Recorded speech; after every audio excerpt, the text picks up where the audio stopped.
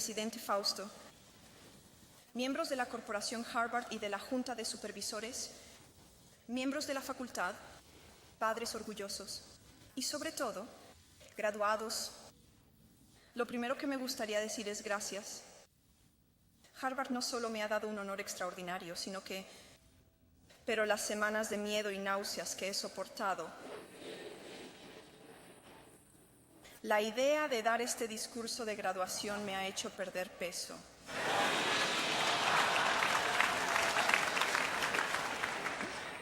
Una situación en la que todos ganan. Ahora todo lo que tengo que hacer es respirar profundamente, entrecierra los ojos ante las banderas rojas y convencerme de que estoy en la reunión de Gryffindor más grande del mundo.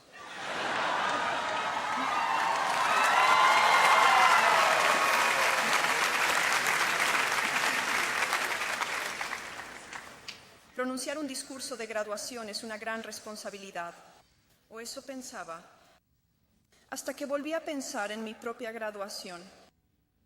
La oradora de la ceremonia de graduación de ese día fue la distinguida filósofa británica baronesa Mary Warnock. Reflexionar sobre su discurso me ha ayudado enormemente a escribir este. Porque resulta que no recuerdo ni una sola palabra de lo que dijo.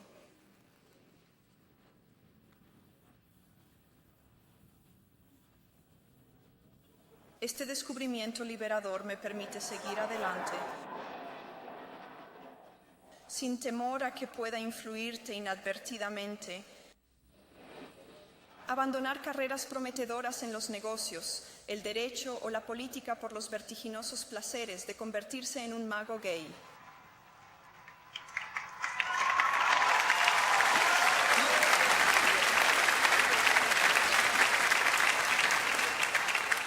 ¿Lo ves? Si todo lo que recuerdas en los años venideros es la broma del mago gay, he salido adelante de la baronesa Mary Warnock. Metas alcanzables, el primer paso para la superación personal.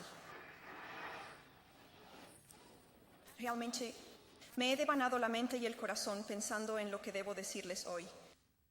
Me he preguntado qué me hubiera gustado saber en mi propia graduación y qué importantes lecciones he aprendido en los 21 años que han transcurrido entre ese día y hoy. Se me han ocurrido dos respuestas. En este maravilloso día en el que nos reunimos para celebrar su éxito académico, he decidido hablar contigo sobre los beneficios del fracaso. Y mientras te encuentras en el umbral de lo que a veces se llama la vida real, quiero ensalzar la importancia crucial de la imaginación. Estas pueden parecer opciones quijotescas o paradójicas, pero tengan paciencia conmigo. Mirar hacia atrás a la joven de 21 años que yo tenía en la graduación es una experiencia un poco incómoda para la mujer de 42 años en la que se ha convertido. Hace la mitad de mi vida.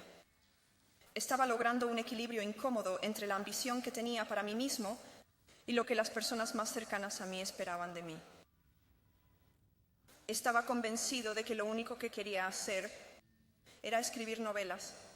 Sin embargo, mis padres, ambos provenían de entornos empobrecidos y ninguno de los cuales había ido a la universidad, opinaba que mi imaginación hiperactiva era una divertida peculiaridad personal, que nunca pagarían una hipoteca ni asegurarían una pensión. Sé que la ironía golpea con la fuerza de un yunque de dibujos animados ahora. Así que esperaban que tomara un título vocacional. Quería estudiar literatura inglesa. Se llegó a un compromiso que en retrospectiva no satisfizo a nadie y subí a estudiar lenguas modernas. Apenas había doblado el coche de mis padres en la esquina al final de la carretera, dejé de lado el alemán y me escabullí por el pasillo de los clásicos. No recuerdo haberles dicho a mis padres que estaba estudiando clásicos. Es muy posible que se hayan enterado por primera vez el día de la graduación. De todos los temas de este planeta, creo que habrían sido difíciles, por nombrar uno menos útil que la mitología griega a la hora de asegurar las llaves de un baño ejecutivo. Ahora me gustaría dejar claro, entre paréntesis, que no culpo a mis padres por su punto de vista. Hay una fecha de caducidad para culpar a tus padres por llevarte en la dirección equivocada.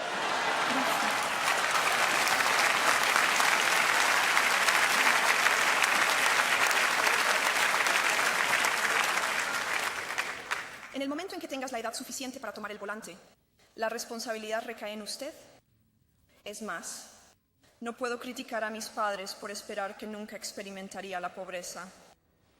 Ellos mismos habían sido pobres, y desde entonces he sido pobre, y estoy bastante de acuerdo con ellos, que no es una experiencia ennoblecedora. La pobreza conlleva miedo, y el estrés, y a veces depresión, significa 1000 pequeñas humillaciones y penurias. Salir de la pobreza por tus propios esfuerzos, eso es algo de lo que enorgullecerse. Pero la pobreza misma es idealizado solo por tontos. Lo que más temía para mí a tu edad no era la pobreza, pero fracaso. A tu edad, a pesar de una clara falta de motivación en la universidad, donde había pasado demasiado tiempo en el bar de café escribiendo historias y muy poco tiempo en conferencias, tenía un don para aprobar los exámenes y que durante años había sido la medida del éxito en mi vida y la de mis compañeros. Ahora, no soy tan torpe como para suponer que porque eres joven, dotado y bien educado, nunca has conocido el desamor, dificultades o angustias. El talento y la inteligencia nunca han vacunado a nadie contra el capricho de los hados, y no creo ni por un momento que todos los que están aquí hayan disfrutado de una existencia de privilegios y satisfacciones imperturbables. Sin embargo, el hecho de que te estés graduando de Harvard sugiere que no estás muy familiarizado con el fracaso. Es posible que te impulse el miedo al fracaso, tanto como un deseo de éxito. De hecho, su concepción del fracaso podría no estar muy alejada de la idea de éxito de la persona promedio. Así que, alto, ya has volado. Finalmente, todos tenemos que decidir por nosotros mismos lo que constituye el fracaso. Pero el mundo está muy ansioso por darte un conjunto de criterios si lo permites. Así que creo que es justo decir que por cualquier medida convencional, apenas 7 años después del día de mi graduación, había fracasado a una escala épica. Un matrimonio excepcionalmente efímero había implosionado y me quedé sin trabajo. Un padre solitario, y tan pobre como es posible ser en la Gran Bretaña moderna, sin ser una persona sin hogar. Los miedos que mis padres habían tenido por mí y que había tenido para mí, ambas cosas se habían cumplido. Y según todos los estándares habituales, fui el mayor fracaso que conocí. Ahora bien, no voy a pararme aquí y decirles que el fracaso es divertido. Ese periodo de mi vida fue oscuro y no tenía ni idea de que iba a saber lo que la prensa ha representado desde entonces como una especie de resolución de cuento de hadas. No tenía ni idea, entonces, hasta dónde se extendía el túnel y durante mucho tiempo cualquier luz al final del mismo era una esperanza más que una realidad. Entonces, ¿por qué hablo sobre los beneficios del fracaso? Simplemente porque el fracaso significaba despojarse de lo no esencial. Dejé de fingir que era otra cosa que lo que era y comencé a dirigir toda mi energía para terminar el único trabajo que me importaba. Si realmente hubiera tenido éxito en cualquier otra cosa, tal vez nunca habría encontrado la determinación para tener éxito en el único ámbito al que creía que realmente pertenecía. Fui liberado porque mi mayor temor se había hecho realidad y yo seguía vivo. Y todavía tenía una hija a la que adoraba, y tenía una vieja máquina de escribir y una gran idea. Y así tocar fondo se convirtió en la base sólida sobre la que reconstruí mi vida. Es posible que nunca falles en la escala que yo lo hice, pero algunos fracasos en la vida son inevitables. Es imposible vivir sin fracasar en algo, a menos que vivas con tanta cautela, que bien podrías no haber vivido en absoluto, en cuyo caso se produce un error por defecto. El fracaso me dio una seguridad interior que nunca había alcanzado aprobando exámenes. El fracaso me enseñó cosas sobre mí mismo que no podría haber aprendido de otra manera. Descubrí que tenía una fuerte voluntad y más disciplina de la que había sospechado. También me enteré que tenía amigos cuyo valor estaba realmente por encima del precio de los rubíes. El conocimiento de que has emergido más sabio y más fuerte de los reveses significa que siempre estarás seguro de tu capacidad para sobrevivir. Nunca te conocerás realmente a ti mismo, o la fortaleza de sus relaciones hasta que ambas hayan sido puestas a prueba por la adversidad. Semejante conocimiento es un verdadero regalo por todo lo que se gana dolorosamente, y ha valido más que cualquier calificación que haya obtenido. Así que, dado un giratiempo, le diría a mi yo de 21 años que la felicidad personal radica en saber que la vida no es una lista de verificación de adquisiciones o logros. Tus cualificaciones, tu CV, no son tu vida. Aunque conocerás a muchas personas de mi edad y mayores que confunden las dos cosas, la vida es difícil y complicado y más allá del control total de cualquiera, y la humildad de saber que te permitirá sobrevivir a sus vicisitudes. Ahora bien, se podría pensar que elegí mi segundo tema, la importancia de la imaginación, por el papel que desempeñó en la reconstrucción de mi vida, pero no es del todo así. Aunque personalmente defenderé el valor de los cuentos para dormir hasta el último suspiro, he aprendido a valorar la imaginación en un sentido mucho más amplio. Imaginación no es solo la capacidad exclusivamente humana de imaginar lo que no es, y por lo tanto la fuente de toda invención e innovación, en su capacidad posiblemente más transformadora y reveladora. Es el poder que nos permite empatizar con seres humanos cuyas experiencias nunca hemos compartido. Una de las mayores experiencias formativas de mi vida precedió a Harry Potter, aunque influyó en gran parte de lo que escribí posteriormente en esos libros.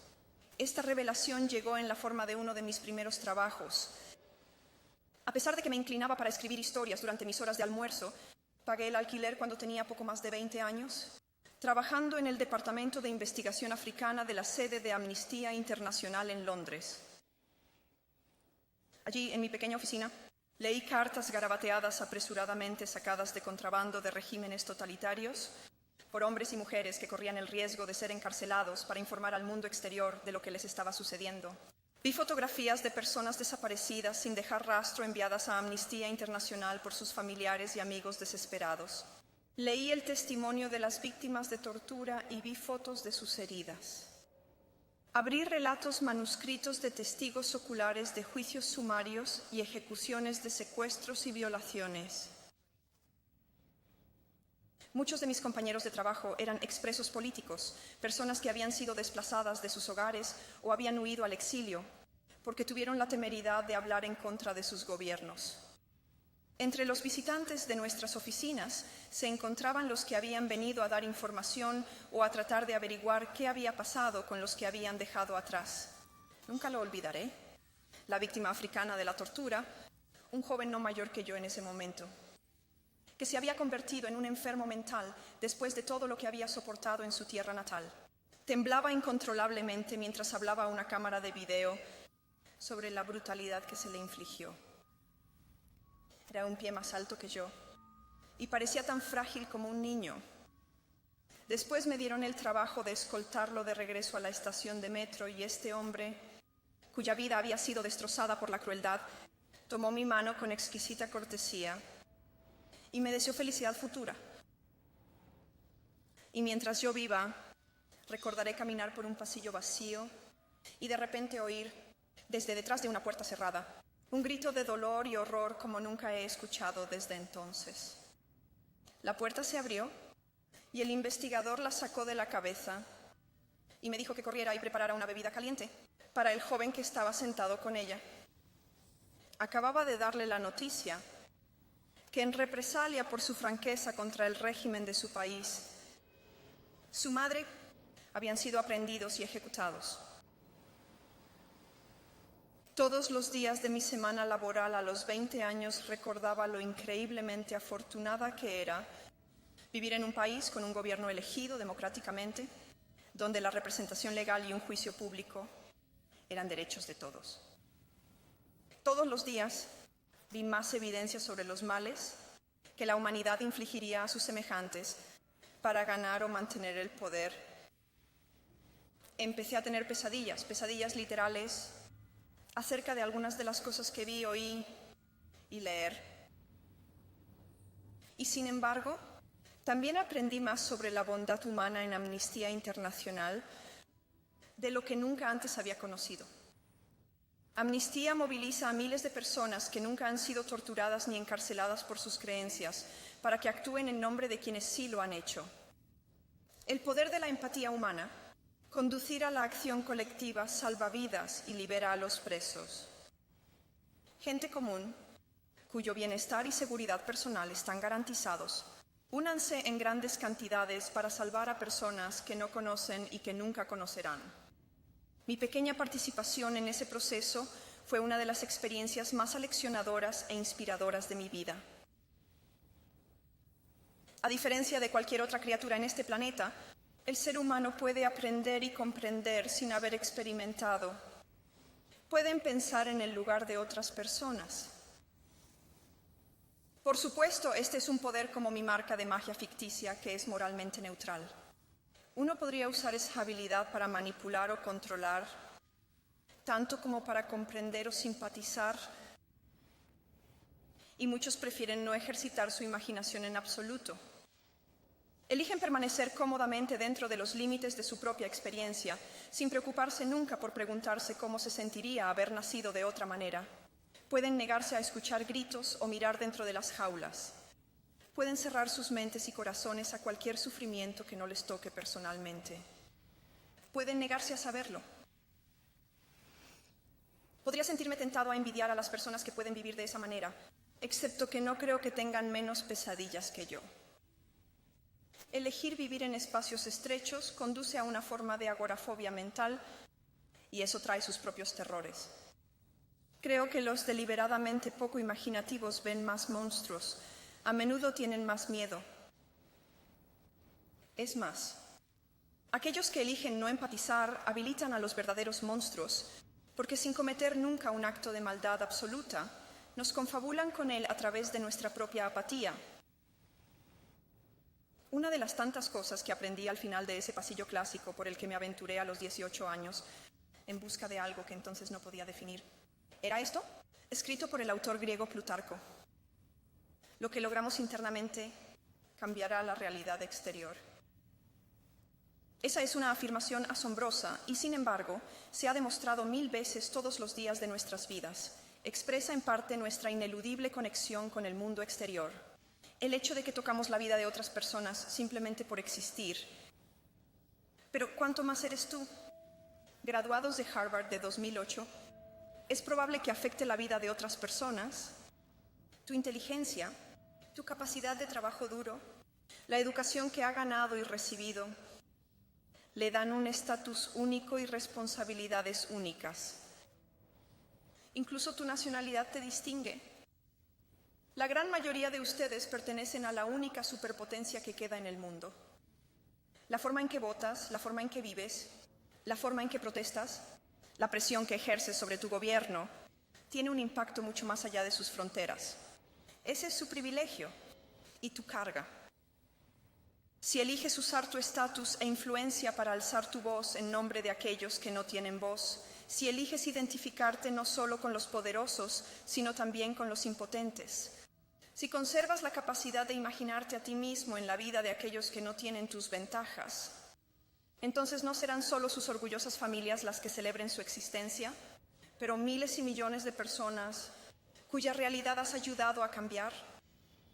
No necesitamos magia para transformar nuestro mundo. Ya llevamos todo el poder que necesitamos dentro de nosotros mismos. Tenemos el poder de imaginar algo mejor. Ya casi he terminado. Tengo una última esperanza para ti, que es algo que ya tenía a los 21 años. Los amigos con los que me senté el día de la graduación han sido mis amigos de por vida. Son los padrinos de mis hijos, las personas a las que he podido recurrir en momentos de verdadera dificultad. Personas que han tenido la amabilidad de no demandarme cuando tomé sus nombres por mortífagos.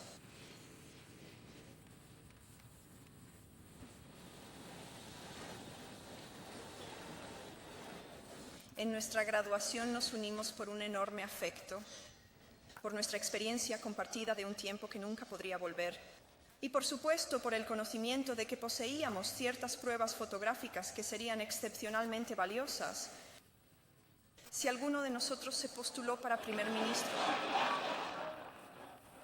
Así que hoy no te deseo nada mejor que amistades similares. Y mañana, eso espero, que aunque no recuerdes ni una sola palabra mía, te acuerdas de los de Séneca, otro de esos viejos romanos que conocí cuando huí por el pasillo de los clásicos, en retirada de las escalas profesionales en busca de la sabiduría antigua. Como es un cuento, así es la vida. No cuánto tiempo es, pero lo bueno que es lo que importa. Les deseo a todos una muy buena vida. Muchas gracias.